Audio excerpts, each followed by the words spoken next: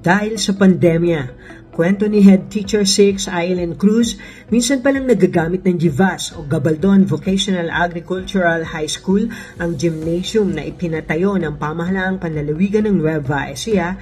Winasak naman ito ng pinakamalakas na bagyong tumama sa bansa noong 2022, si Super Typhoon Carding.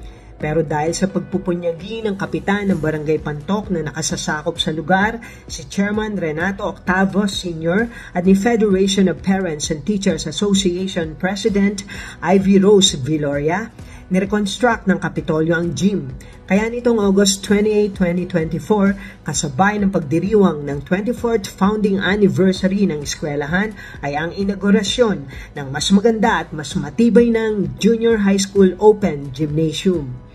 Ayon kay GIVAS Vocational School Administrator 1, Dr. Perfecto Felix Jr., mapapakinabangan na ito ng kanilang mag-aaral sa mahabang panahon.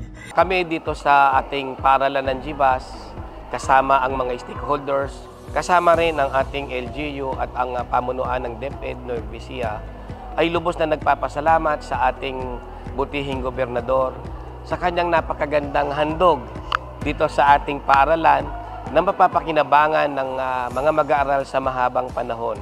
Napakaraming bagay na maaaring magawa dito, lalo't higit na kami ay may kakulungan sa mga silid-aralan na pupunuan ng ganito mga pasilidad, yung mga bagay na yon, yung mga pangangailangan. At higit sa lahat, napakaganda ng pakiramdam dito sa pasilidad ito, sa gym na ito. Kung dito magko-conduct ng klase, halimbawa ang PE, ay napakasarap ng pakiramdam. Hindi mo kailangan ng hangin na aircon, electric fan, sapagkat banayad na umiihip yung hangin. Samantala matapos ang misa at ribbon cutting sa umaga, ipinagpatuloy ng GIVAS ang selebrasyon ng araw ng kanilang pagkakatatag sa pamamagitan ng iba't ibang laro ng lahi sa hapon at acquaintance party naman sa gabi. Humigit kumulang 2,000 ang pinagsamang bilang ng senior at junior high school students sa 50 hektaryang school compound na ito na nakaluklok sa paanan ng Sierra Madre. Bahagi na ng kanilang sistema ang pakikipag-ulayaw sa kalikasan at pagpapayaman ng lupa.